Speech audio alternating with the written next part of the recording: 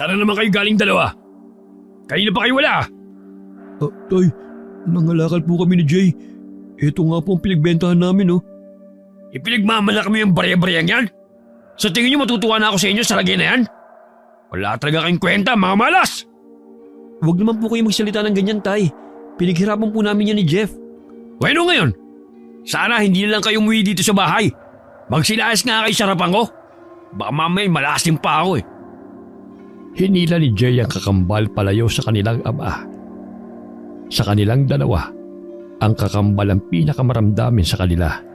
Bakas kagad sa mukha nito kapag masama ang loob niya. Namatay ang kanilang ina sa panganganak. Hindi inaasahan ng ama na kambal ang iluluwa na sanggol ng asawa.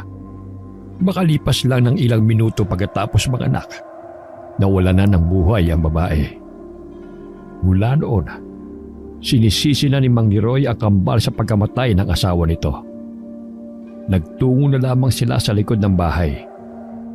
May malaking bato roon na lagi nilang tinatambayan ng magkapatid tuwing umiiwas sila sa ama. Huwag mo nang pansinin si tatay. Lagi namang ganun yun eh. Ganun kaya magbabago si tatay? Huwag kailan niya tayo sisisiin sa pagkamatay ni nanay. Lagi ko yung pinagdadasal na sana magawa na tayong mahalin ni tatay. Nasasaktan din ako sa paraan ng pagtataw niya sa atin, akala mo ba? Minsan, naisip ko na huwag lang umuwi dito sa bahay natin eh. Kesa naman araw-araw na lang tayong pinagsasalita ni tatay na masasakit na salita. Madalas pa nga tayong binubugbog kapag lasing siya. Saan naman tayo pupunta kung sakaling umalis tayo rito? Kahit saan. Basta malayo kay tatay. Nasasabi mo lang yan kasi nagtatampo ka kay tatay. Hindi ka pa nasanay. Simula bata tayo eh. Ganyan na siya sa atin. Maghanap kaya tayo ng trabaho. Yung pwedeng stay in para hindi na natin kailangan pang umuwi dito sa bahay. Pwede naman. Kaya lang, anong trabaho naman kaya ang pwede sa atin? Eh hindi naman tayo nakatapos ng high school. Kahit ano. Magkargador kaya tayo sa pier. Ha? Nagbibiro ka ba? Sapat pati nating to? Makakaya ba natin yung trabaho bilang kargador? Sige nga, mag-isip ka ng trabaho ang babagay sa atin. Magtatanong-tanong tayo sa mga kakilala natin kung may alam silang trabaho na pwede sa atin. Sana nga makahanap na tayo sa mga susunod na araw. Ayoko na talaga rito sa bahay na to. Kung di tayo magagawang mahalin ni tatay, layasan na lang natin siya. Nagtanong-tanong nga ang kambal sa mga kapitbahay nila. Pero iisa lamang ang tugon ng mga ito sa kanila. Wala silang alam na trabahong pwede sa kanila. Bigong umuwi ang magkapatid. Pagdating sa bahay, hindi nila naabutan ang kanilang ama. Naisip nila, baka niyaya na naman ng mga kaibigan na mag-inuman. Sa isang linggo na pala ang birthday natin. Anong gagawin natin? Magsimba na lang tayo. Wala naman tayong panghanda eh. Buti kung bibigyan tayo ng perang panghanda ni tatay. Malalakyan ni tatay ang birthday natin sa isang linggo. Asa ka pa. Hayaan mo na. Ang mahalaga, magkasama tayo lagi. Malusog at walang sakit. Yun naman ang mahalaga, di ba? Oo, tama ka dyan. Gusto mo maligo na lang tayo sa ilog ngayon? Eh di ba, pinagbawal na tayong pumunta doon ni tatay. Wala na raw nagagawin sa ilog eh. Buti ba naman yung paliligo sa ilog eh. Pinagbawalan pa rin tayo. Mabuti na yung sumunod na lang tayo kaysa magalit na naman sa atin si tatay. Hindi na lamang umimik si Jeff, pero baka sa kanya ang matinding pagkadismaya. Niyaya na lang siya ng kapatid na maglaro sila ng suka na madalas nilang laruin kapag nasa bahay. Doon lang gumaan ang pakiramdam ni Jeff at napangiti na rin. Araw-araw din ay umiikot sa buong bayan ng kambal para maghanap ng trabahong mapapasukan. Ngunit tuwi na bigong umuwi ang magkapatid sa kanilang bahay. Sumapit ang ika-21 kaarawan ng magkapatid. Kagagaling lang nila sa simbahan bago umuwi ng bahay nila. Naabutan nilang naroon ang ama at matalim silang sinulipan. Saan na naman ba kayo galing? Bis na bis kayo ah. Ay tay, galing po kami sa simbahan. Birthday po kasi namin ngayon. Ano sabi mo? Birthday? Sino ba sabi sa inyo na may birthday kayo? Hoy, kayong dalawa. Araw to ng pagkamatay ng nanay nyo. Wala kayong karapatan magdiwang. Lagi niyong tatandaan na ang araw na to ang pinakamalungkot na pangyayari sa buhay natin. Wala talaga kang respeto sa nanay nyo. Eh hindi naman po kami nagsasaya tay eh. Nagsimba lang po kami. Hindi naman po namin nilalapastangan ang alaala ni nanay. Imbis na kung ano-ano inaatupag nyo. Pinagtirik nyo sana ng kandila sa sementeryo ng nanay nyo. Hindi yung kayo pa ang nagsimba. Pupuntahan na lang po namin siya mamaya. Dapat lang. Hanggang nabubuhay kayo.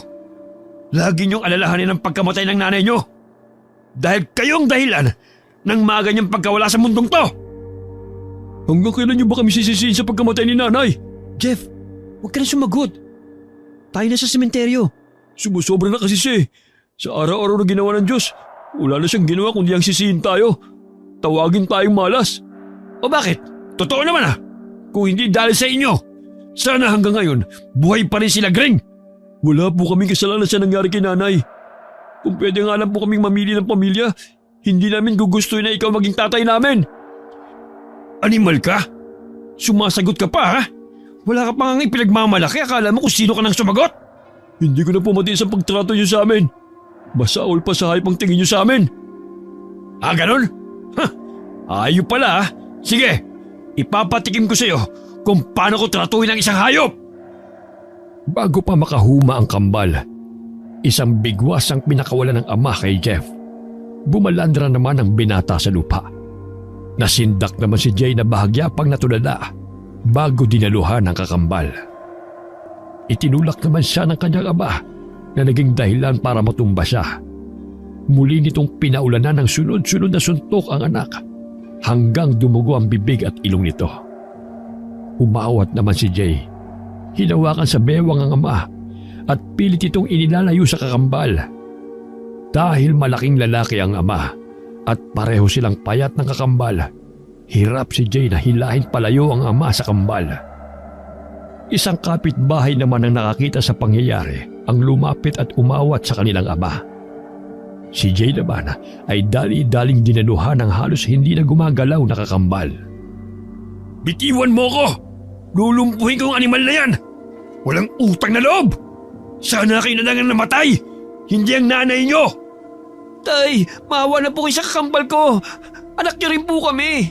Hindi po namin kagustuhan ang nangyari kay nanay. Walang may gusto sa nangyari sa kanya. Dapat kasi, isa lang ang magiging anak niya. Kung di ba naman naging kambal pa kayo? Hindi niya tuloy kinaya ang pagluluwal sa inyo. Salot kayong dalawa sa buhay namin mag-asawa. Sana lang talaga, namatay na lang kayo at sila Gring ang nabuhay. Pilit pang kumala sa kapitbahay na lalaki si Mang Leroy. Matalim pa niyang tinignan ito bago naglakad palayo. Tinulungan naman ng lalaki si Jay na maitayo at madala sa loob ng bahay ang kakambal. Kumuha naman kagad si Jay ng gamot para gamutin ang mga pasa at sugat ng kakambal. Hindi ko na kaya makasama si tatay dito sa bahay. Mapatay niya tayo sa galit. Hindi kita sinisisi. Pero sana hindi mo lang sinagot-sagot si tatay ng ganun. Tignan mo tuloy yung nangyari sa'yo. Paano? Sumusobra na kasi siya eh. Hindi ba niya naiisip na masakitin sa atin na walang nanay na nakagisnan? May punto ka naman. Kaya lang sarado ng pag-iisip ni tatay.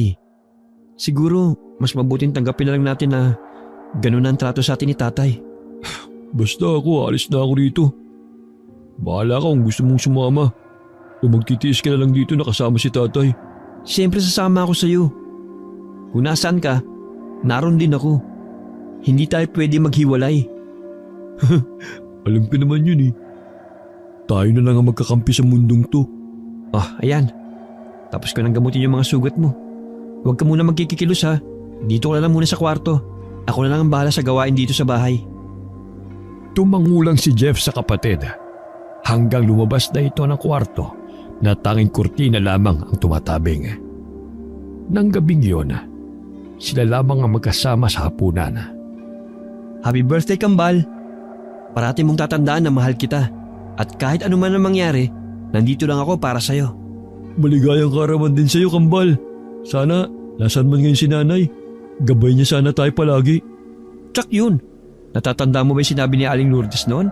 Mas pinili daw ni nanay na siyang mawala kaysa sa atin. Ganun niya tayo kamahal. Oo nga. May isa pa pala akong hiling. Sana makahanap na tayo ng trabaho. Huwag ka mag-alala. Pasasan ba makakahanap din tayo ng trabaho. Sana nga. Ang mabuti pa bilisan na natin kumain. Baka mamaya maabutan mo tayo ni tatay. Tsaka gusto ko na rin magpahinga. Kumikirot na naman yung mga sugat ko Mamaya ikukuha kita ng gamot para maitapal mo dyan sa sugat mo. Tsaka, hindi naman niya kagad mawawala Tisi mo na lang muna. Hindi na sumagot si Jeff. Ipinagpatuloy na lamang niya ang pagkain. Napapangiwi pa rin siya sa tuwing ibubuka ang bibig para sumubo. Masakit din tuwing lumulunok siya. Hanggang humiga na ang kambal, hindi pa rin dumarating ang kanilang ama. Tiyak na nasa inuman na naman yon. Panalangin nila na sana hindi sila mapagbuntunan ng galit nito pag-uwi. Hindi naglaon. Nakatulog na rin ang magkapatid. Sadya yatang magkarugtong ang puso't isipan ng kambal. Dahil ng mga oras na yon, parehong nananaginip ang dalawa. Pareho rin ang laman ng kanilang panaginip. Isang babae ang kumakausap sa kanila sa panaginip. Anito, yun na ang tamang panahon. Marami pang sinasabi ang babae na hindi nila maunawaan.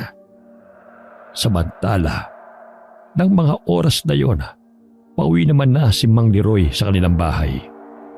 Pasuray-suray pang naglalakad ang lalaki habang pasipol-sipol. Dahil sa kalasingan, sa kakahuyan siya napasuot pauwi sa bahay nila. Lalo tuloy siyang napadayo. Sa hindi malamang dahilan, bigla na lamang siya nakaramdam ng kakaibang kilabot. Uminto siya sa paglalakad at nagpapaling-paling ng tingin. Sino nandyan? Lumabas ka kung ayaw mong mapasama! Sino naman kayang lalabas pa ng ganitong oras? Maliban siyempre sa akin. Hindi na lamang pinansin ni Mang Leroy ang kakaibang nararamdaman ng mga oras na yon. Naisip niya na dala lamang yon ng kalasingan. Malapit na siya sa palikong daan kung saan matatalaw na niya ang kanilang bahay. Nang bigla sa kanang bahagi, lumitaw ang isang malaking bulas na isang nilalang. Tila yun aso na nakatayo. Mabangis ang anyo nito. May mapupulang mga mata at mahabang kuko. Napatitig si Mang Leroy sa mahabang bibig nito na may matatalas na ngipin at 2 pangil. Sunod-sunod ang paglunok ng laway ni Mang Leroy. Tila biglang nawala ang kalasingan niya. Nagtutumiling din sa utak niya na aswang ang nasa harapan niya ng mga sandaling yun. Nang humakbang ito palapit sa kanya, wala sa loob na napatras din siya. Akmang kakaripas na siya ng takbo nang bigla siya nitong lundagan sa likod at walang pasubaling dinukot ang puso niya. Habang hinahalukay ang laman loob ng lalaki, napalingon ang nilalang sa bagong dating. Tila nag-aanyaya ito na saluhan siya sa pagkain sa laman loob ni Mang Leroy. Kinabukasan, isang tagaraw nang nakadiskubre sa katawan ni Mang Leroy. Hindi naman makapaniwala ang magkapatid sa sinapit ng ama. Sa tulong ng mga kapitbahay, matiwasay na naipalibing ng magkapatid ang kanilang ama. Ngayong wala na si tatay, wala nang mananakit sa atin at magsasalita ng masasakit.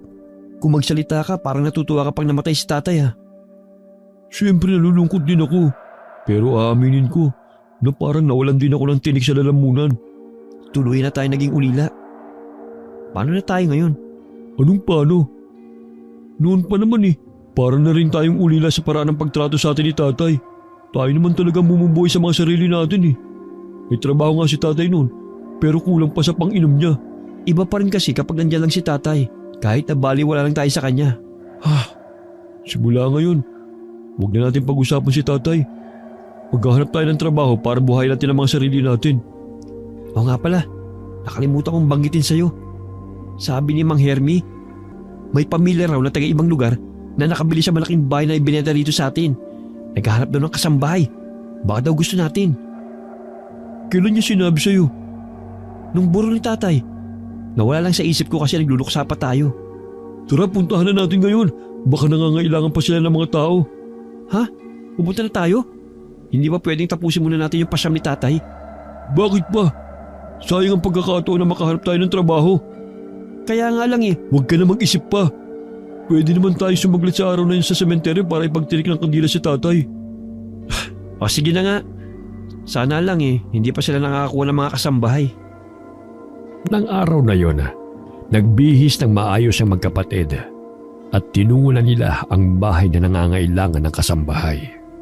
Pagdating sa malaking bahay, agad silang nag-doorbell at si Mang Hermie ang nagpatuloy sa kanila. Doon din pala nagtatrabaho ang matanda bilang hardinero ng pamilyang bagong may-ari ng bahay na yon. Buti naman at pumunta kayo rito. Wala pa silang nakukuhang kasambahay kasi puro babae nag-a-apply. Gusto ko silang pamilya lalaking kunin kasi mabibigat ang trabaho rito. Ganun po ba? Sana po matanggap kami. Kailangan po talaga namin ng trabaho eh. Ngayon wala na si tatay. Kailangan na po namin tumayo sa sarili namin pa. Panalangin ko din na sana matanggap kayo. Kahit sa ganitong paraan man lang makatulong ako sa inyo magkapatid. Lalo't wala na ang inyong ama. Kaya nga po niyaya ko agad si Jenna pumunta rito eh.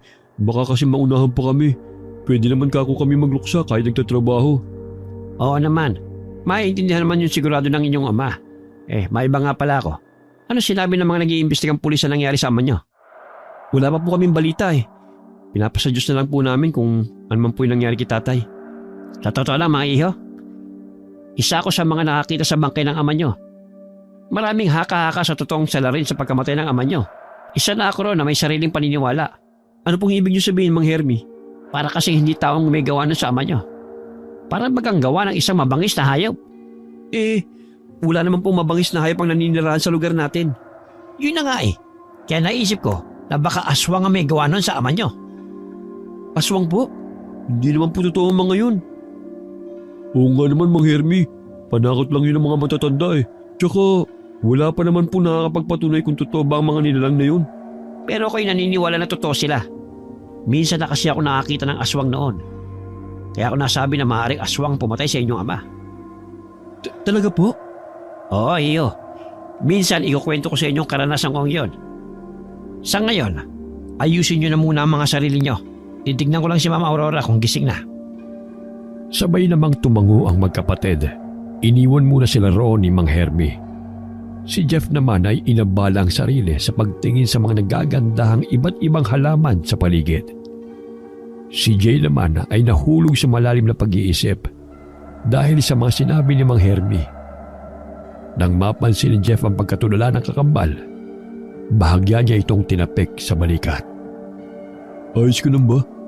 Iniisip ko kasi yung mga sinabi ni Mang Hermie. Asus, yun lang ba? Kalimutan mo na yung mga sinabi niya. Wala naman siyang katunayan sa mga sinasabi niya eh. Baka nga gawa-gawa lang niya yun na may nakita siyang aswang. Paano nga kung Mamaya na lang tayo mag-usap. Parating na ulit si Mang Hermie at kasama na ata yung amo. Sinundan naman ni Jay ang tinignan ng kakambal. Palapit sa kanila ang isang babae na nakasuot ng puting long sleeves at paldang itim. Nakapusod din ang buhok nito at may suot na salamin. Wala man lang kangiti-ngiti ito sa labi. Habang palapit, pakunot naman ang pakunot ang noo nito. Hanggang makalapit, tinignan sila nito mula ulo hanggang paa. Si Mang Hermie naman ay nanatiling nakatayo sa likuran ng babae. Kung ganon kambal kayo, ang sabi lang kasi ni Hermie, magkapatid ang nandito. Ang totoo niyan isa lang talaga ang kailangan kong kasambahay. Ma'am, mawalang galang na po. Hindi po kasi pwedeng isa lang ang makapasok sa amin sa trabaho. Nangako po kasi kami sa isa't isa na lagi kami magkasama. Kung isa lang po ang kailangan nyo, salamat na lang po. Aalis na lang po kami. Teka lang, wag mo muna akong pangunahan. Wala pa ako nagiging pasya. Alam ko ang mga kambal, hindi talaga na paghihiwalay. Kahit hanggang kamatayan. Bueno, dahil kambal kayo at ayaw niyo maghiwalay, tatanggapin ko kayo pansamantala. Tsaka na ako magdedesisyon kung hahayaan ko kayong magtagal dito. Kailangan ko muna kasing maobserbahan ang trabaho nyo. At saka kailangan ko rin itong ipaalam sa pamilyang pagsisilbihan nyo. Talaga po, ma'am? Naku, maraming salamat po. Pagbubutihin po namin ang trabaho namin dito. Dapat nyo lang pagbutihin. Dahil kapag may nakita akong maliit na pagkakamali, palalayasin ko kayo agad dito. Maliwanag naman siguro. Tsaka mahigpit ang magiging amo ninyo. Kaya kailangan makapasa din kayo sa kanila. Pagbubutihin po namin para hindi kami mapahiya sa inyo.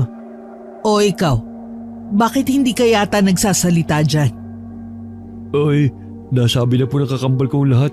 Pero nagpapasalamat din po ako sa inyo. Huwag po kayo mag-alala. Pagtatrabaho po kami mabuti sa inyo. Mabuti naman kung ganon. Teka lang, nabanggit na sa akin ni Hermie ang mga pangalan ninyo. Pero meron ba kayong palatandaan? Para hindi ako malito? Meron po. Si Jeff po, may nunal sa ilalim ng ilong niya.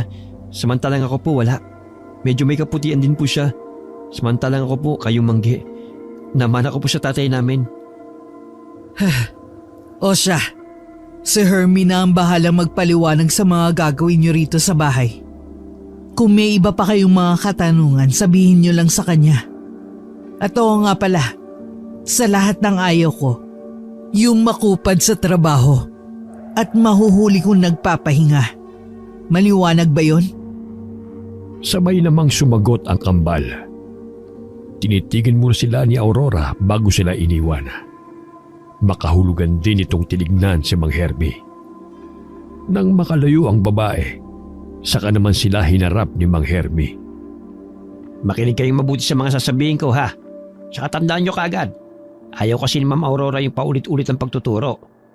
Ano po ba ang gawain sa bahay na ito? Kailangan 4:00 pa lang gising na kayo. Unahin nyo muna ang paglilinis ng sala at kusina. Basta buong bahay. Pero naman tayong kusinera, kaya hindi kayo magluluto. Pagkatapos sa labas naman ng bahay. Napansin nyo naman siguro na napakalaki ng bahay na ito. Bali may 10 sila dito na kailangang malinis lagi. Medyo may kabigatan din ang gawaing bahay. Kaya nga hanap nila lalaking kasambahay. Si Ma'am Aurora lang po bang nakatira dito? Siya ang mayordoma sa bahay na ito. Tuwing Biyernes ng gabi, umuwi ang buong mag-anak. Lunes naman ang umaga sila lumuluwas. Paalala lang mga iho, kapag nandito ang pamilya Santiago, iwasan nyo makagawa ng kapalpakan. May pagkasalbahay kasi ang mga ugali nila. Pero kung gusto nyo talaga ng trabaho, pagtiyagaan nyo lang yung ugali nila. Tumangulang ang kambal sa mga sinabi ni Mang Hermie. Pagkatapos silang tanungin kung mayroon pa silang katanungan. Sinamahan naman sila dito sa kanilang mga silid sa likod ng bahay na yon. Magkatabi lang ang silid na naroon. Nakaasya lang ang higaan. Inayos lamang nila ang mga dalang gamit bago sinimulan ang trabaho. Si Jay ay sa mga kwarto sa itaas naglinis, samantalang si Jeff naman ay sa unang palapag. Nakilala na rin nila ang kusinera. Matipid itong ngumiti sa kanila. Nasa 30 anyos na ang babae at may katabaan rin. Sa bawat silid na pinapasok ni Jay, labis ang kanyang pagkamangha sa mga gamit na naroon. Lahat kasi ay kayamanan ng may tuturing. Maingat niyang pinupunasan ang mga gamit at saka maingat na ibinabalik sa lalagyan nito. May mga silid din na puro antigo ang mga kasangkapan. Nang sumapit ang tanghalian, tumigil muna sila sa paglilinis. Pinatawag na kasi sila para mananghalian. Magkakaharap silang 4. Silang kambal, si Mang Hermie at Aling Loida. Si Ma'am Aurora ay hindi nila kasabay sa pagkain. Akala ko madali lang maglinis, hindi pala. Ang dami ko pang kailangan linisin sa taas. Kapag natapos ako, tutulungan kita para mabilis. Salamat. Sa atin, ikaw maliksing kumilos. Medyo naninibago pa ako, pero kaya ko naman ang trabaho. Bilisan nyo kumain. Pahinga lang kasi natin ay pagkain. Bawal din na mabagal. Inoorasan din kasi tayo ni Ma'am Aurora. Ganun po ba? Ang higpit po pala niya. Ginagawa lang niya ang trabaho niya. Basta kapag ganitong oras ng pagkain, damihan nyo ng kumain. Minsan kasi kapag nandito ang mag-anak, kahit oras na ng pagkain, hanggat wala silang inuutos, hindi pa tayo pwedeng kumain. May tanong lang ako, Mang Hermie. Sa kwento niyo sa pamilyang nakabili ng bahay na to masama talaga ugali nila. Bakit po nagtitiis pa kayo rito? Ayos naman kasi ang pasahod nila eh. At saka, dalawa na kasi ang nagkukuloyo sa mga anak ko. Mabuti nga tinanggap nila ako dito kahit matanda na ako eh. Si Ma'am Aurora ang tumanggap sa akin dito. Sinubukan niya muna ako kung talagang marunong ako sa paghahalaman. Nakapasa naman ako. Ayaw nga sana ng pamilya ng amo natin dahil gusto nila bata. Pero mabuti na lang nakinig sila kay Ma'am Aurora. Pagbubutihin po namin yung trabaho namin dito para hindi kami mapalis. Alam niyo naman po na wala kaming tinapos. Kaya hirap din po kami makahanap ng matinong trabaho. Tama yan. Tsaka pwede naman kayo magbalik eskwela kung gugustuhin nyo eh. Mga bata pa naman kayo. Mag-ipon lang muna kayo. Naisip ko nga po yan kanina habang naglilinis ako sa taas. Ayoko pong habang buhay na lang na manilbihan. Wala namang masamang mangarap. Nasa pagpupursigin nyo yan. Mga sarili nyo lang naman ang binubuhay nyo eh. Kaya tingin ko kaya nyong abutin ang mga pangarap nyo nang walang hadlang. Sa kwentuhan ng tatlo, panakanakang sumasali si Aling Loida.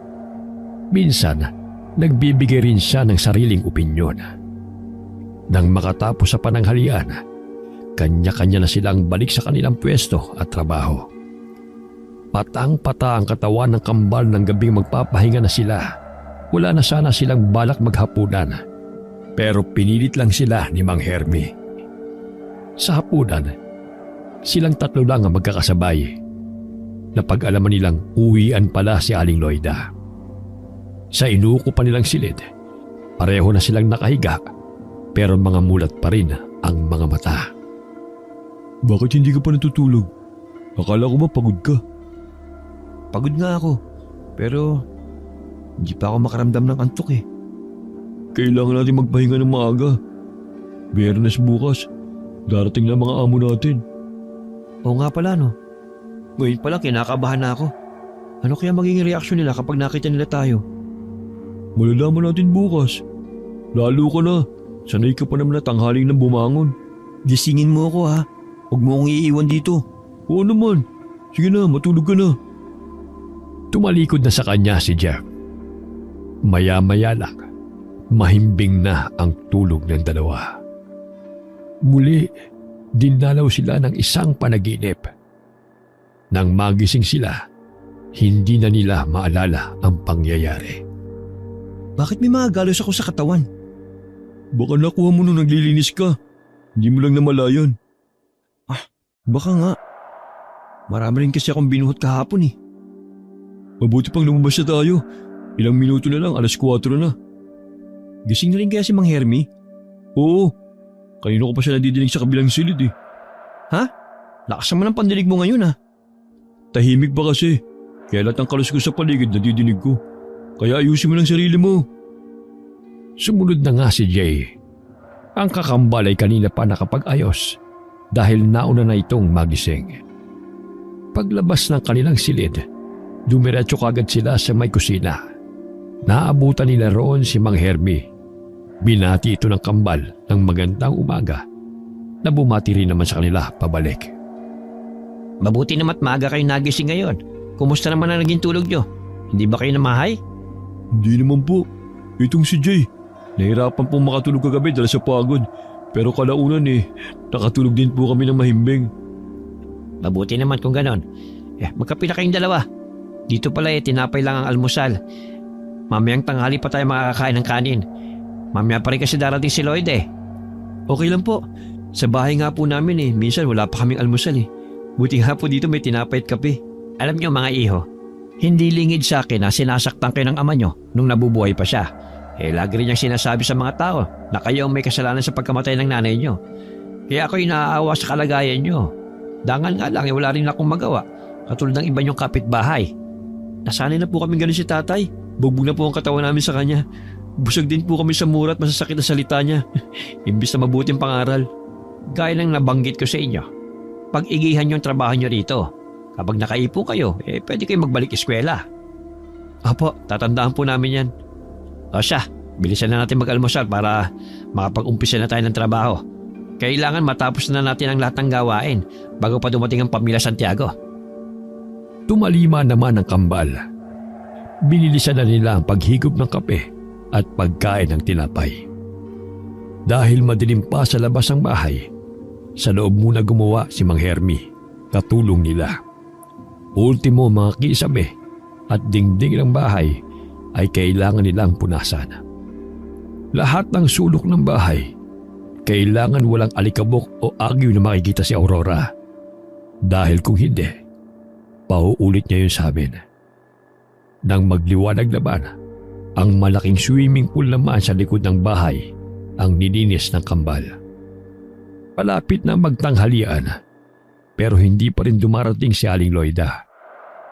Nang magkaroon ng pagkakataon, nilapitan nila si Mang Hermi sa gilid ng bahay, kung saan nagtitrim ito ng mga halaman. Bakit po kaya wala pa si Aling Loida? Hindi ako sigurado pero sa tingin ko hindi na yung babalik pa. Bakit naman po? Baka natakot dahil darating ang amo natin. Sobra po bang lupit ang mga amo natin? Ang totoo niyan nananakit sila minsan. Kaya ang may papayo ko sa inyo, iwasan nyo sila kapag nandito sila. Ibig kong sabihin, lumapit lamang kayo kapag tinawag kayo. Basta kung nasaan sila, wag muna kayong gagawa doon. Kapag ganyan po sila, talagang lalayasan sila ng mga kasambahay nila. Ganyan talaga ang ibang mapipera. Nakakalimutan nila maging makatao sa kapwa nila. Buti po nakatagal kayo dito. Kailangan alang-alang sa mga anak ko. Ang totoo niyan, wala silang alam sa tunay na kalagayan ko rito. Ayokong ipaalam sa kanila para hindi sila mag-alala. Mabilis lang naman ang panahon. Pasasaan ba't makakatapos din sila sa pag-aaral nila? Yun lang kasi ang tanging may papamana ko sa kanila. Napakabuti niyo pong ama. Sana ganyan din po si tatay nung nabubuhay pa. Ang mabuti pa bumalik na tayo sa pwesto natin. Baka makita pa tayo ni Mama Aurora na nagkukwentuhan. Pati si Mang Hermi madamay pa. Ang mabuti pa sa basement naman ng bahay kayo maglinis. Hindi nyo pa yata yung napupuntahan Hindi pa nga po. Sige po, doon po muna kami maglilinis. Mamaya na lang po ulit. Tinungo nga ng magkapatid ang basement. Nang buksan nila ang ilaw, tumambad sa kanila ang napakaraming kalat at alikabok. Parang taon na rin nang may maglinis doon. Naalala nila bigla na kailan nga lang pala nabili ang bahay na yon. Inumpisa na nilang linisin ang lugar na yon. Inilagay na rin nila sa garbage bag ang mga gamit na sa tingin nila hindi na kailangan. Dahil walang bintana, tagaktak na ang pawis na magkapatid. Bilisan na natin. Para akong kakapusin ang hininga rito. Tsaka, nagugutom na rin ako. Iniisip ko nga kung paano tayo kakain Wala naman si Aling Loida. Oo nga pala Paano nga kaya yun? Ang mabuti pa bilisan na natin dito para makalabas na tayo. Nang makatapos sila roon, pinatay na nila ang ilaw at saka isinara ang pinto. Si Jay na lang ang naglabas ng mga basurang naipon nila sa basement. Pabalik na sana sa loob. Nang matanaw sa kabilang kalye ang isang matandang babae na may belong itim. Nakatingin ito sa kanya. Parang pamilyar ang mukha nito. Pero hindi lamang niya maalala kung saan niya ito nakita. Isang busina ang nagpabalik kay Jay sa kasalukuyan. Humahangos namang lumapit si Mang Hermi sa gate at binuksan yon. Tumulong na rin si Jay sa pagbubukas ng gate. Tumungo pa si Mang Hermi nang dumaan ang magarang sasakyan sa harapan nila. Ginaya rin ni Jay ang matandang lalaki. Pagkatapos doon, isinara na nila ang gate. Sila ang mga amo natin. Humanda ka kasi sigurado ipapatawag tayo ni Sir Juanito. Kinakabahan po ako. Pero sana po maging maayos naman ang pakikiharap nila sa amin ni Jeff. Huwag ka magpapalata na kabado ka. Lalo ka nilang sisindakin oras na makita lang natatakot ka. Tinapik-tapik pa ni Mang Hermi ang balikat ni Jay bago sabay na silang naglakad pabalik ng bahay. Nawala na rin sa isip ng binata ang nakitang matandang babae kanina. Inabala na lang ulit ng kambal ang mga sarili sa mga gawaing bahay. Hindi pa kasi sila pinapatawag. Napag-alaman din nila na si Aurora muna ang namahala sa pagluluto dahil tuluyan nang hindi nagpakita si Aling Loida. Bandang 3:00 ng hapon nang ipatawag sila. Ang buong pamilya ni Juanito ay nasa sala. Nakaupo ang asawa niya sa pang-isahang upuan habang nakatingin sa kanila. Ang tatlong anak naman ng mga ito ay magkakatabing nakaupo sa mahabang sofa. May mga pilyong ngiting nakaguhit sa labi ng mga ito. Tansya ng kambal, ang lalaking anak ay matanda lamang ng ilang taon sa kanila.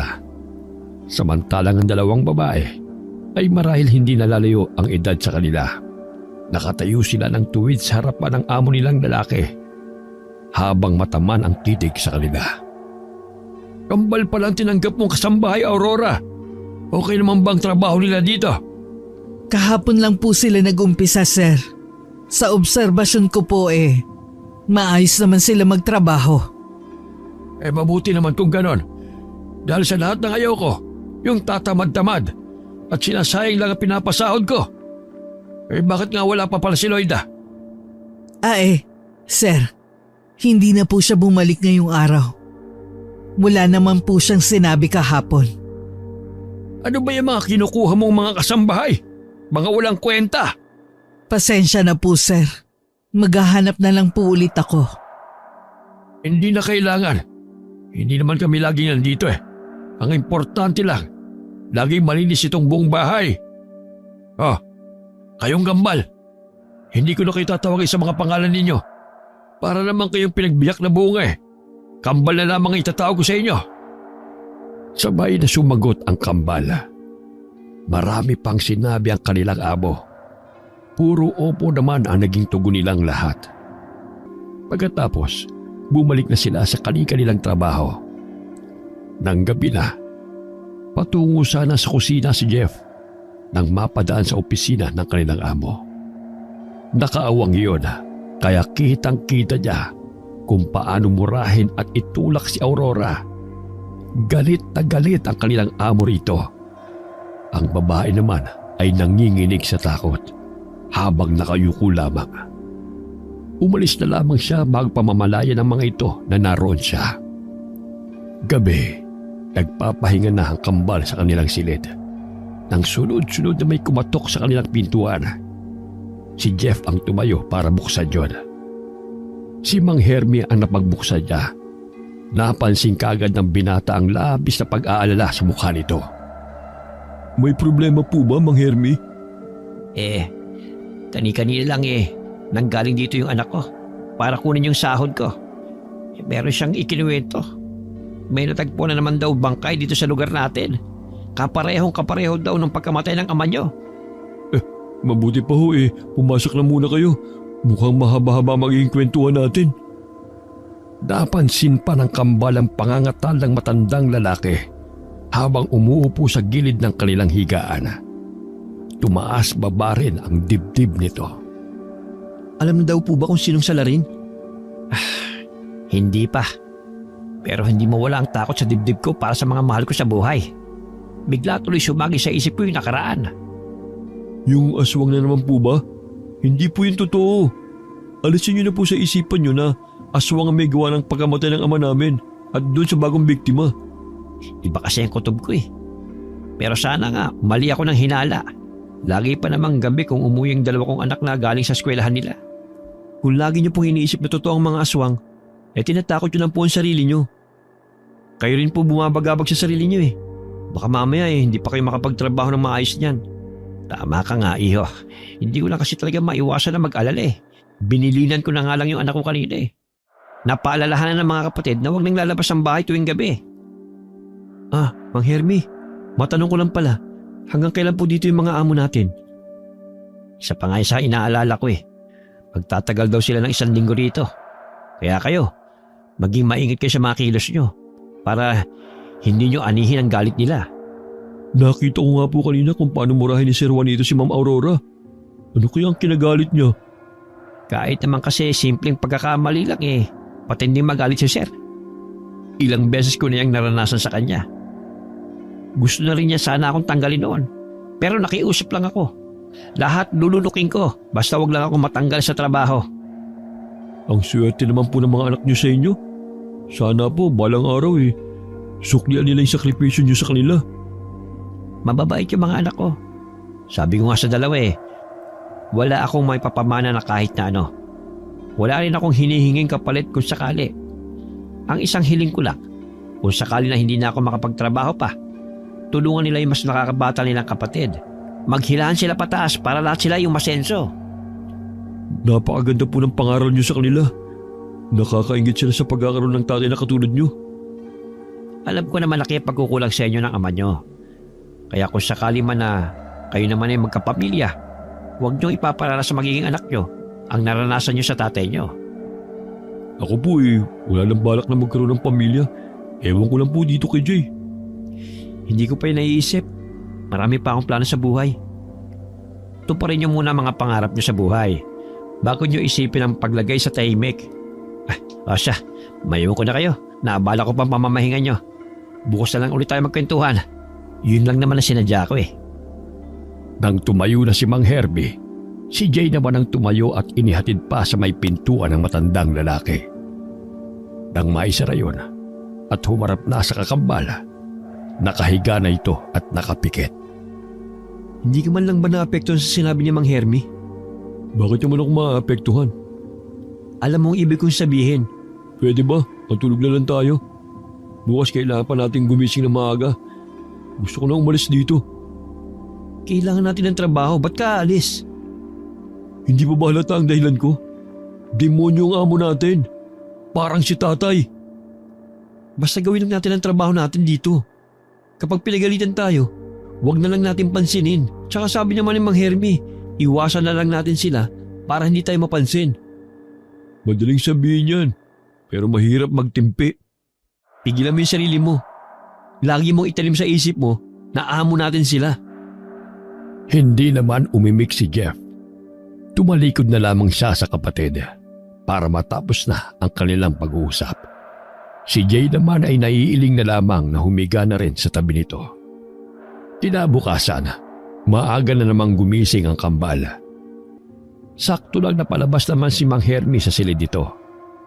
Gumiti pa sa kanila ang may edad ng lalaki at binati naman nila ito. Sabay na rin silang nagtungo sa kusina para magkape. Si Mang Hermie na rin ang gumagawa sa kusina bago nito simulan ang gawain sa hardin. Mabuti po marunong kayo sa kusina. Oo naman. Simula nang mabiyudo ko na maaga Ako na ang gumagawa ng mga dating ginagawa ng asawa ko. Pati nga paglalaba ako na rin ang gumagawa. Dahil maliit pa ang mga anak namin noon. Tapos na po ako magkape. Umpisa ko na po maglinis para matapos kagad. Nasundan pa ng dalawa ang papatalikod na binata. Hindi rin napigilan ni Mang Hermie ang magkomento tungkol dito. Kahit para kayong pinagbiyak na bunga, mapapansin pa rin na meron kayong pagkakaiba Lalo na sa kilos at pag-uugali. Si Jeff po ang unang nilabas ni nanay noon. Pero ayaw niya pong magpatawag ng kuya. Minuto lang daw po kasi pagitan namin Siya rin po yung mas seryoso sa aming dalawa. Madali rin po siya magtampo. Halata naman Ikaw kasi palangiti ka kahit hirap sa buhay. Oo nga pala, matanong ko lang. Wala na ba kayong alam kung may iba pang kamag-anak ng nanay niyo? Wala po nababanggit si tatay na nabubuhay pa siya. Bakit niyo po naitanong? Bigla ko lang naisip. Baka kako may alam ko yung kamag-anak ng nanay niyo. Kasi tatay niyo uli lang lubos na yan Wala rin siyang kapatid. Ayos lang naman po kung wala na kaming kamag-anak. Sanay na naman po kaming dalawa lang ni Jeff na magkaramay Sa bagay, pero yung mga paalala ko, isipin niyo rin ang kinabukasan niyo. Wala namang masama kung mangangarap kayo. Hindi pa naman huli ang lahat. Lagi ko nga pong iniisip yung mga sinasabi niyo Pero si Jeff po parang kontento na kung ano po yung kalagayan namin ngayon. Di ikaw na lang ang tumupad sa mga pangarap mo. Balay mo, kapag nakita niya ang malaking pagbabago sa iyo, gayahin ka na rin niya. Gumiti lamang si Jay sa may edad ng lalaki. Baya-baya, nagpaalam na rin siyang maglilinis na muna sa likurang bahagi ng bahay. Naging abala ang maghapon na yon sa kambal. Halos hindi na nga sila magpangita. Hapon na doon nang ipatawag sila ng kanilang amo. Labis ang gulat nila sa sinabi nito. Si Jay ang nagkalakas loob na salungatin ang gustong mangyari ng amo. Samantalang tahimik lamang si Jeff. Sir, hindi po kami pwede maghiwalay ng kakambal ko. Bakit naman hindi pwede? Magkadikit ba mga puso niyo? Para hindi kayo pwede maghiwalayan? Hindi naman po sa ganoon. Kaya lang po pareho po kami nag-apply ng trabaho dito. Isa na nga ang kailangan namin. Total lang kasi si Aurora para tanggapin kayong pareho. Hindi ko kailangan ng dalawang kasambay sa bahay ko, kundi isa lamang. Kaya kailangan kong tanggalin ang isa sa inyo. Sir, maawa na po kayo. Huwag niyo po kaming paghiwalayin. Gagawin po namin lahat para huwag niyo pong tanggalin ang isa sa amin. Hindi ka ba makaintindi ha? Isa ka lang ang kailangan kong kasambahay. Wala akong pambayad sa isa sa inyo. Kaya nga kailangan tanggalin ko ang isa sa inyo. Sir, kahit maghati na lang po kami sa isang sahod, basta huwag niyo lang pong tanggalin ang isa sa amin. Maawa na po kayo. Kailangan po namin ng trabaho Pero gusto rin po namin na magkasama. Sige, pahig ako sa isang sahod lang ang matatanggap nyo. Ibang klase talaga kayong kambal. Di bali nang walang sahod ang isa sa inyo, basta't magkasama pa rin. Maraming salamat po, sir. Maraming pong salamat sa inyo. Nang makatalikod ng kanilang amo, noon lamang nagsalita si Jeff. Kuyum din ang mga kamao nito at masamang tinitigan ng papalayong amo. Halatang gusto lang tayong lamangan sa sahod. Sana hindi ka pumayag. Gusto mo ba maghiwalay tayo? Isa sa atin ang tatanggalin niya. Di pa rin nating layasan kaysa magtrabaho tayo sa ganyang klaseng amo. Alam mo, mahirap maghanap ng trabaho ngayon. Wala kang gustong tumanggap sa atin kasi wala nga tayong tinapos. Pasalamat na nga lang tayo dahil tinanggap nila tayo. Huwag lang siyang tutulad kay tatay. Sinasabi ko sa'yo, hindi ko yung palalampasin. Huwag kang magsalita ng ganyan. Iwasan mo pumasok sa kahit anong problema. May impluwensya silang tao. Baka kung anong gawin nila sa atin. Hindi sumagot ang kakambal sa sinabi niyang iyon. Hindi tuloy maiwasan ang binata na kabahan habang nakatingin sa kakambal. Nababasa niya kasi sa aura nito ang galit. Tila ang kalupitan na dinanas nila sa kamay ng ama ay nakikita nito sa kanilang amo. Habang tahimik ang buong gabi, parehong nagising ang magkapatid. Parehong naliligo sa sariling pawis. Nanginginig din ang kanilang buong katawan. Parehong nanlilisik ang mapupula nilang mga mata. Ilang sandali lamang, lumabas sila ng kanilang silid. Nang mga oras na yon, nagising din si Mang Hermi. Maalinsangan ang pakiramdam niya ng mga oras na yon. Kakaiba rin ang kaba niya sa dibdib. Tila ba mayroon na namang mangyayari na masama ng mga oras na yon. Hanggang sumapit ang umaga, hindi na nakatulog ang lalaki. Naabutan niyang nasa kusina na ang kambal. Aba, nauna pa kayo sa akin rito Hindi na po kasi kami nakatulog, kaya pumunta na lang po kami dito. Ganun ba? Ako nga rin Nagising ako ng alanganing oras. Hindi na rin ako nakatulog. Ikaw Jeff, mukhang pagod na pagod ka. Parang namumutla ka ata. Kulang lang po ako sa tulog, kaya parang matamlay ako. Huwag niyo na lang po akong pansinin. Meron po kasi pinapatapos sa akin ng mga damo sa likod nitong bahay. Tumango na lamang si Mang Hermi sa kanya. Napasulya pa sa kape na hindi nito nagalaw. Natigilan siya bigla na makita ang refleksyon ni Jay sa tasa. Bigla niyang binawi ang tingin doon at napasulyap sa mukha ng binata. Bakit po? Ba't ganyan ang itsura niyo? Para kayo nakakita ng multo Wala to. Katulad nyo, ulang din ako sa tulog kaya ako ganito. Ang mabuti pa magluluto na ako ng almusal ng mga amo natin. Maaga raw luluwas ang magkakapatid Hindi raw matagalan ang buhay dito sa probinsya. Sina Sir Juanito at asawa lang niya maiiwan dito. Mamaya tulungan mo ako sa pag-aayos at pagsisilbi sa kanila Opo. Tawagin niyo lang po ako pag kailangan niyo na tulong ko. May gagawin lang po ako sa labas. Bandang 6:00 nang tawagin siya ni Mang Hermi. Anumang sandali raw, lalabas na ang kanilang amo sa kanilang kwarto. Tinulungan niya ito sa pag-aasikaso sa lamesa. Ilang sandali pa, dumulog na sa hapagkainan ng 3 magkakapatid at ang ama nila. Ang kanilang ina, sa pagkakarinig niya sa usapan ng mga ito, ay tulog pa. Habang kumakain ng mag-aama, nasa tabi lamang si Jay habang hawak ang pitsil ng tubig. Hinihintay kung kailan sesenya sa mga ito para hingin ang kanyang serbisyo. Matapos ang almusal ng mga ito, umalis na rin ang 3 magkakapatid. Tinulungan naman ni Jay si Mang Hermi sa pagliligpit ng kusina. Napat na silang pareho nang marinig ang galit na tinig ng kanilang amo. Agad silang lumabas ng bahay. Sa hardin naroon si Jeff habang paulit-ulit na pinapalo ng baston ng kanilang amo. Tama na po sir, maawa po kayo sa kakambal ko. Hindi ko kayo pinapasahuran para maging tawa sa pamamahay ko. Ano po bang ginawa ng kambal ko? Anong ginawa niya, ha? Nahuli ko nagpapahinga. Dapat talaga tinanggal ko na isa sa inyo eh. Patawarin niyo na po siya, sir. Masama lang po kasi ang pakiramdam niya eh. Kaya po siguro nahuli niyo siya nagpapahinga saglit. Pero masipag po ang kambal ko. Ngayon lang naman po ito nangyari. Hindi yun ang dahilan para maging tamad siya. Ayoko nang maulit to. Dahil kung hindi, pareho ko kayong tatanggalin. Maliwanag ba? Opo, maliwanag po sir. Hindi na po maulit ang nangyari.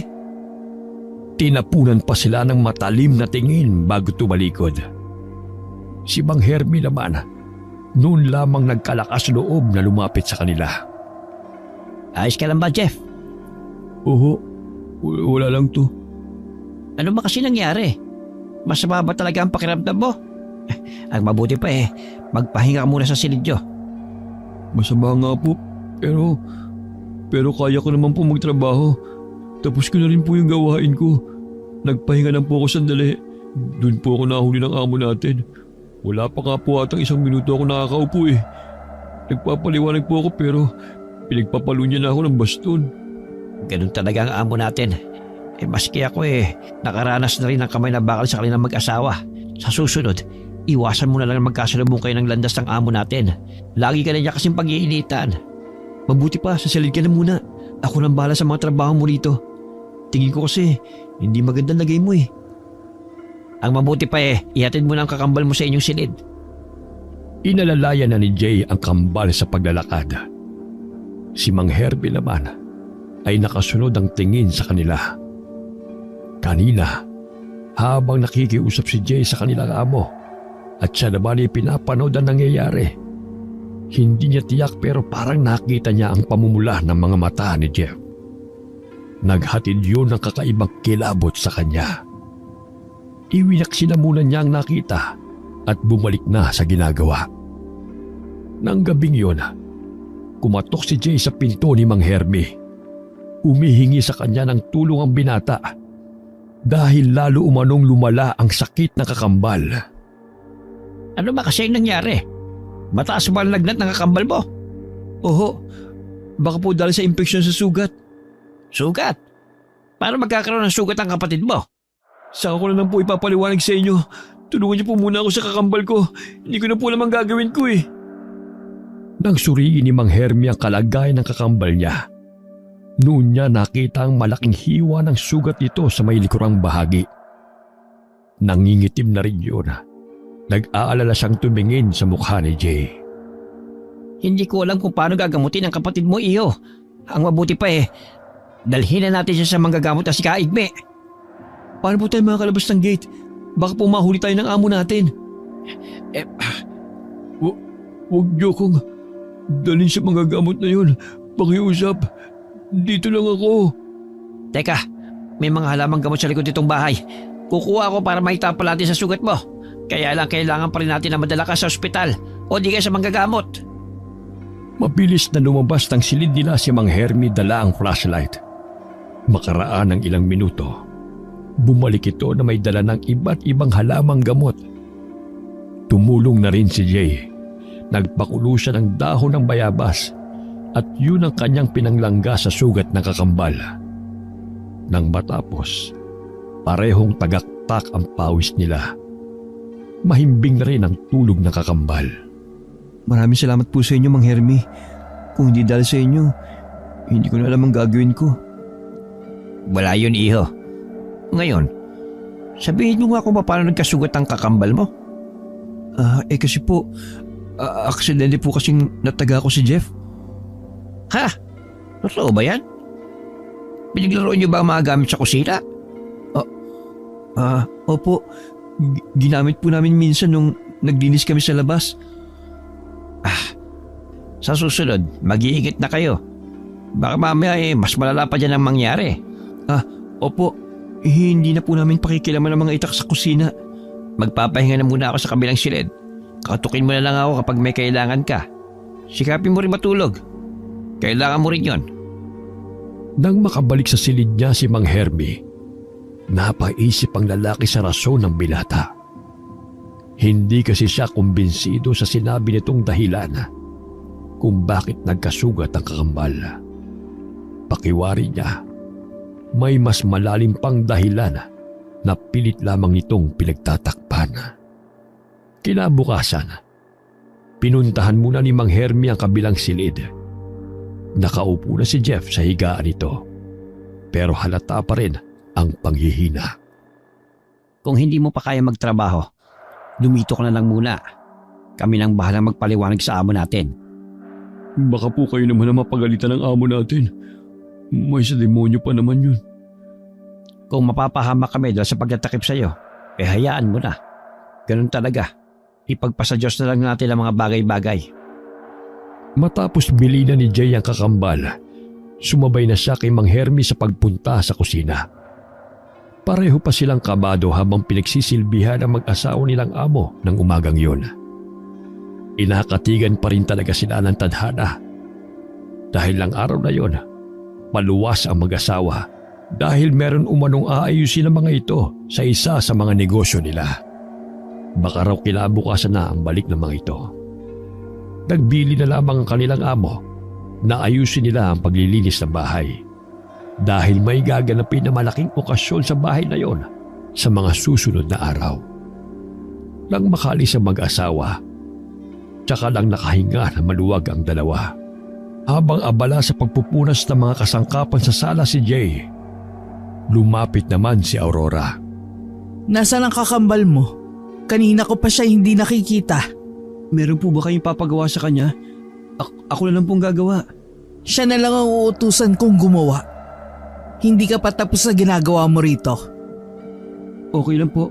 Babalikan ko na lang po yung mga ginagawa ko dito pagkatapos ang pinapagawa nyo. Teka nga lang, nasan ba kasi ang kakambal mo? Meron ka ba tinatago? Kasi po kahapon pa po may sakit si Jeff. Maniwala po kayo. Kahit tignan niyo pa po siya sa silid namin. Matama naman siyang tinitigan ni Aurora. Tila binabasa kung nagsasabi ba siya na totoo. Sinamahan pa ni Jay ang babae sa silid nila na kakambal. Naabutan naman nilang nakahiga si Jeff. Napabalikwas pa ito ng bangon nang bigla silang pumasok. Dire-diretsyong lumapit sa kanya si Aurora at hinawakan ang kanyang noo. Napapaso namang binawi kagad nito ang kamay. Ang taas nga ng lagnat mo. Anong iniinom mong gamot? Wala pa nga po pero ginamot na po siya ni Mang Hermi kagabi ng mga halamang gamot. Paano siya gagaling kung walang iniinom na gamot? Sumunod ka sa akin. Agad namang sumunod dito ni Jay pagkatapos iwanan ng makahulugang tingin ang kakambal. Binigyan siya ni Aurora ng mga gamot at sinabi rin nito kung ilang beses yun iinumin sa maghapon. Nagbilin din ito na pakainin muna ang kakambal bago pa inumin ng gamot. Laking pasasalamat ni Jay rito. Noon niya napagtanto na mabait naman pala ang babae. Mukha lang itong strikta, pero maging ito ay nakakaranas din ng kalupitan mula sa kanilang amo. Inabot pa ng 3 araw bago umuwi ang kanilang amo. Kaya nang dumating ang mga ito, kahit papano ay magaling na si Jeff. Magagaang lang na trabaho ang ginagawa nito para hindi mabinat. Samantalang si Mang Hermi naman, tuwing gabi, lagi na niyang pinapakiramdaman ang kabilang silid kung nasaan ang kambal. May palagay kasi siyang may lihim siyang matutuklasan sa mga ito. Pagpatak ng hating gabi, nakarinig si Mang Hermi ng mga kaluskos. Dahan-dahan siyang bumangon at sumilip sa bintana. Ganoon na lamang ang panlalaki ng mga mata nang makita ang nakakakilabot na tanawin sa labas. Nang dumating ang umaga, tila wala sa sarili si Mang Hermi. Makailang beses tuloy siyang nasigawan ng amo nitong lalaki. Ano bang katakahan niyan, Herme? Para kang lutang Pasensya na po kayo, sir. Hindi na po mauulit. Hindi na dapat talaga maulit ang mga kapalpakan mo. Dahil sa susunod, tatanggalin na kita. Mabagal ka lang ang kumilos eh. Puro pakapalpakan ang gagawin mo dito sa bahay ko? Opo, sir. Hindi na po talaga mauulit. Sige na. Balis ka na sa harapan ko. Katuluyan pa masira ang araw ko sa'yo. Mabilis na tumalikod si Mang Hermi. Nagtataka naman na nasundan na lang siya ng tingin ni Jay. Kanina pa niya napapansin ang pagkabalisa ng lalaki. Makailang beses din itong tila natutulala tuwing lalapitan niya. May pagkakataon din na nagigitla pa ito. Nang hapong yun, nagpaalam siya na sasaglit sa labas para bumili ng abono para sa mga alagang halaman. Agad naman siyang pinayagan ng mga amo. Pagkatapos niyang bumili, sumaglit siya sa kanilang bahay. Napag-alaman niya sa mga anak na meron na namang natagpo ang bangkay ng tao. Kapareho di umano yun ng mga naunang katawan. Hindi na niya napigilang ipagtapat sa panganay ang kanyang natuklasan sa bahay ng kanyang pinagtatrabahuhan. Pinayuhan siya nito na umalis na bago pa malagay sa peligro ang buhay niya. Sinabi naman niya na hihintay na lamang niya ang sahod bago umalis. Tutal ilang araw na lang naman yon. Pagdating sa malaking bahay, masinsinang kinausap ni Mang Hermi si Aurora. Ano? Bakit bigla-bigla naman yata? Hindi pa naman po ako alis sa araw na ito. Ihintay ko muna ang sahod ko. Hindi mo na ba kayang kademonyohan ng mga amo natin? Akala ko ba kaya mong tiisin ng lahat alang-alang sa mga anak mo? Oho, kaya kong tiisin ang lahat ng kalupitan ng mga amo natin. Pero hindi ang natuklasan ko sa bahay na ito. Anong ibig mong sabihin? Tsaka ko na ho sasabihin sa inyo. Sa ngayon iwasan niyo munang lumabas sa gabi kahit anong mangyari. Hindi kita maintindihan. Ano ba natuklasan mo sa bahay na to? May nagmumulto ba? Aba, nauna pa ako sa'yo rito.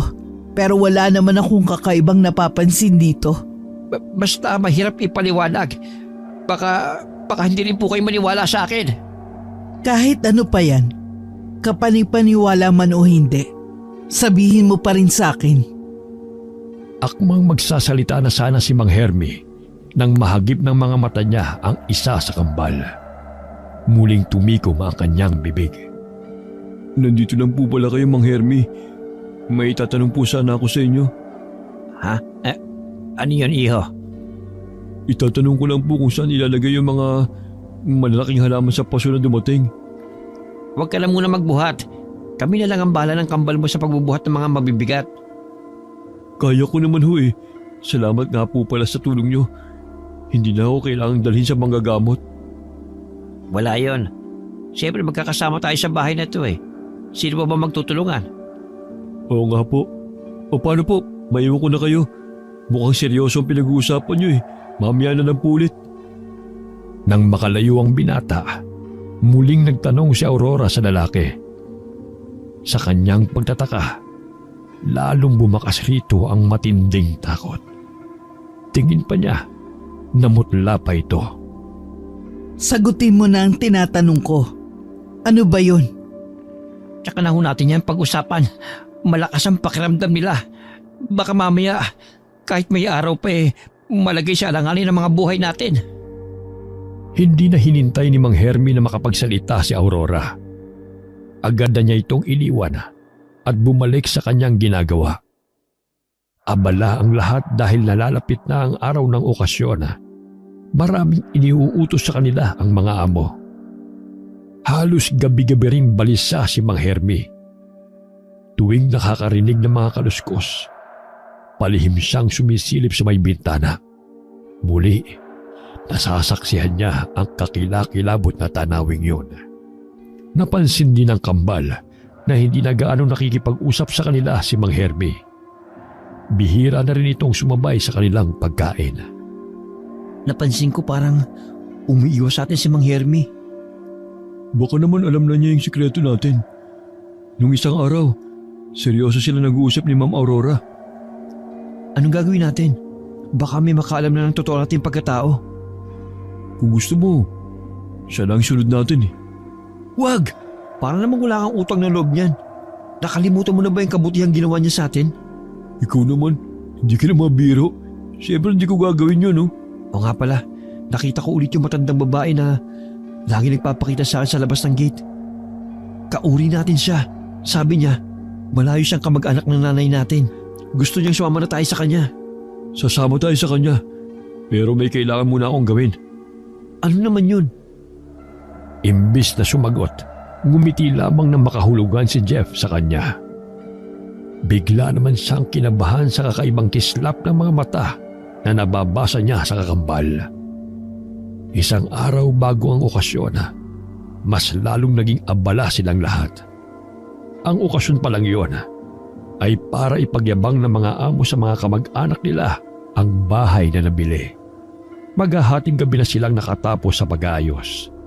Napansin ni Mang Hermie na nagmamadali na ang magkapatid na makaalis. Kahit na sinisidla ng matinding takot, dala ng kuryosidad, sinundan niya ang magkapatid hanggang sa tapat ng silid ng mga ito. Nakita niya mismo kung paano nagpalit ng anyo ang mga ito at isang alulong ang pinakawalan. Aakalain ng ibang mga karinig na mula lamang yon sa pangkaraniwang aso. Nang nawala ang dalawa, tsaka lang pinakawalan ni Mang Hermie ang pinipigilang hininga. Totoo nga talaga mga aswang. Katulad ng nakita ko noon. Diyos ko po, iligtas niyo po kami sa kapahamakan. Nangangatalang buong katawan ni Mang Hermie habang naglalakad pabalik sa malaking bahay. Sa kusina siya naglagi. Doon na lamang niya hihintayin ang pagbukang liwayway. Dumating ang araw ng okasyon. 50 katao lamang ang inaasahan na magiging bisita. Umupa na lamang ng mga tao ang kanilang mga amo para mag-asikaso sa mga bisita. Sila naman ay nakatoka sa kusina sa paghuhugas ng mga plato. Mamaya, dito lang kayo sa kusina. Ayoko makikita kayo ng mga bisita ko. Maliwanag naman siguro yan. Kayong kambal, magbihis ka kayo na maayos. Hindi yung parang mga basa ng mga damit nyo. Pasensya na po kayo. Ito na po kasi ang pinakamaayos namin damit. Eh ano gusto nyo mangyari?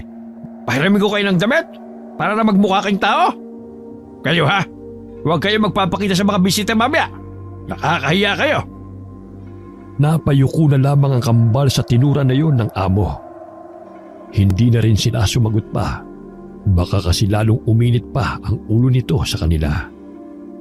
Gabi, dumating na ang lahat ng bisita. Nasa isang sulok lang ang magkapatid at lihim na nagmamasid sa paligid. Samantalang si Mang Hermie naman ay kanina pa balisa. Muntik pa niyang mabangga si Aurora nang hindi mapansin ang pagdating nito. Ano ba nangyayari sa'yo ha? Kanina ko pa napapansin na para kang hindi mapakali. Umayos ka. Baka mapansin ka ni Sir. Lahat tayo damay-damay kapag nagkataon. Kinakabahan po kasi ako eh. Malapit na maghating gabi. Eh ano ngayon? Ngayon pa nga lang nagkakasayahan ng mga bisita. Ano ba kasing kinatatakutan mo? Si Sir Juanito, mapalapit dito sa atin. Anong ginagawa nyo rito? Maayos ba ang lahat? Yung mga pagkain at inumin ng mga bisita? Okay naman po ang lahat, Sir. Pinag-uusapan lang po namin kung ano pa yung pwedeng idagdag. Iyakin nyo lang na matutuwa ang mga bisita ko ngayong gabi. Alam nyo na siguro mangyayari kapag may reklamo ako narinig sa kanila. Opo, alam na po namin yun. Bumalik na kayo sa mga pwesto nyo. At ikaw Hermie, sa kusina ka lang. Huwag ka pahara-hara sa mga bisita. Opo sir, babalik na po ako sa kusina. Nang tumalikod na ang kanilang amo, nasundan pa nila yon ng tingin na papuntang opisina nito. Hindi ito nilulubayan ng tingin ni Mang Hermie, kaya nahuli niya pa ang pagsunod ng isang kambal rito. Napaantanda na lamang si Mang Hermie, sabay sulyap sa malaking orasan sa dingding. Nakita naman ni Aurora ang pagsunod ng isang kambal sa amo nila. Akmang susunod din siya nang pigilan siya ng lalaki. Huwag na, hayaan mo na lang siya. Anong hayaan? Hindi pwede. Di ba sabi ni Sir, hindi pwede dito ang kambal? Baka makita ng mga bisita ang ayos nila. Sumunod pa talaga kay Sir. Kapag nagkataon, malilintikan tayo. Makinig ka sa akin. Huwag ka nang mangialam pa kung ayaw mong mapahamak. Ikaw, Hermie, kung ano-ano yung lumalabas sa bibig mo. Baka gusto mo isumbong kita kay Sir. Ikaw ang bahala. Total aalis na rin naman ako sa bahay na ito. Sinabi ko naman sa'yo, nasahod lamang ang hinihintay ko. Dapat nga nakalis na ako Kaya nga lang inakiusap ko na tapusin ko muna ang okasyon. Nagpalinga-linga pa sa paligid si Mang Herbie. Nakita niyang abala ang mga bisita. Ang ilan ay nagsasayaw pa sa saliw ng isang musika. Hinila niya sa likod ng malaking halaman ng babae. Nakita rin nila ang among babae na papunta sa opisina ng asawa. Kailangan na nating makalis sa lugar na ito. May palagay ako may masamang mangyari ngayong gabi. Ang kambal, hindi sila pangkaraniwang tao. Mga aswang sila. Ano? Aswang? Nakainom ka ba? Kumuha ka ba ng alak para sa mga bisita? Hindi po, ma'am. Maniwala kayo sa akin. Totoong sinasabi ko. Sila rin ang nasa likod ng pagkamatay ng ama nila at ng iba pang mga tao sa lugar na ito. Pwede ba kung gusto niyo nang umalis? Huwag na lang kayong gumawa ng kwento. Aba, aswang? Hindi ako ipinanganak kahapon. Hindi na naituloy ni Aurora ang iba pang sasabihin nang malakas na sigaw ang narinig nila. Kasunod noon ang pagkabasag ng salamin. Agad silang nagtungo sa opisina ng kanilang amo. Naabutan nilang nakasalampak sa sahig ang among babae, tulala habang may itinuturo. Nang sundan nila ang itinuturo niya, halos bumaliktad ang sikmura nila sa nakita. Naliligo sa sariling dugo ang amo nilang lalaki. Wakwak ang dibdib hanggang sa tiyan. Nakalabas pa ang ilang laman loob nito. Dilat ang isang mata, habang ang isa ay nakalawit naman. Nagsidatingan na rin ang ilang bisita, at lahat sila ay nasindak sa nakita. Isang sigaw naman ang muling gumulantang sa lahat. Sigaw yun ng isang anak ng kanilang amo. Hinila na ni Mang Hermie ang kamay ni Aurora. Saan tayo pupunta? Aalis na tayo sa bahay na ito. Nariyan lang sila para maghigandi sa mga amo natin. Baka pati tayo madamay. Nagkakagulo na ang mga bisita. Mula kung saan, biglang sumulpot ang anak na panganay ng kanilang amo. Punong-puno ng dugo ang ulo nito. Makikita ang matinding sindak sa mukha nito. Iniangat pa nito ang kamay na tila humihingi ng tulong. Nang lalapitan na sana ito ni Mang Herbie, isang nakakatakot na nilalang ang dumaklot dito. Hindi na napigilan ni Aurora ang magtititili dahil sa matinding takot. Agad naman siyang hinila ni Mang Herbie hanggang makalabas sila ng gate. Totoo ba yung nakita natin? Totoo ang aswang. Sabi mo ang kambal ang aswang. Pero paano? Mababaliw na yata ako. Sinabi ko naman sa inyo, ma'am. Kitang-kita mismo ng dalawang mata ko na nagbago sila ng anyo. Mahirap paniwalaan, pero totoo sila.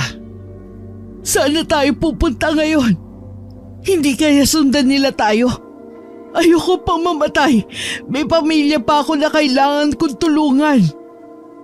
Sana naman ay huwag nila tayo sundan. Naging mabuti naman tayo sa kanila. Sana maalala ng kambal ang kabutihang ginawa natin sa kanila.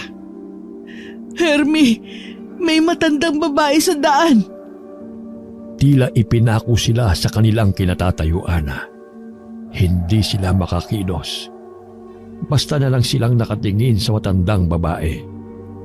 Mukha itong pulubi dahil sa ayos nito. Blanko rin ang mukha nito. Mula kung saan lumabas ang kambal. Punong-puno ng dugo ang paligid ng bibig ng mga ito, maging ang gula-gulanit na mga damit. Blanko ang tinging ibinigay ng mga ito sa kanila. Nang lumakad palayo ang mga ito, noon lang pinakawala ng dalawa ang kanina pang pinipigilang paghinga. Sabi na nga be, marunong din tumanaw ng utang na loob ang kambal. Dahil sa pangit na karanasan, kaya siguro nila nagawa yon. Mula ng gabing yon, wala nang naging balita sa kambal. Inilihim na rin ni na Aurora ang kanilang mga nasaksihan tungkol sa kanila. Isa lang ang nakaligtas sa pamilya ng kanilang amo. Wala namang nasaktan sa mga bisita ng gabing yon. Wala rin makapagpatunay kung talaga bang aswang ang umatake sa pamilya o isang mabangis na hayop. Mula rin ang gabing yon, wala nang tumira sa malaking bahay na yon. Hanggang maging usap-usapan na pinamamahay na di umano yun ng iba't ibang elemento. Wakas.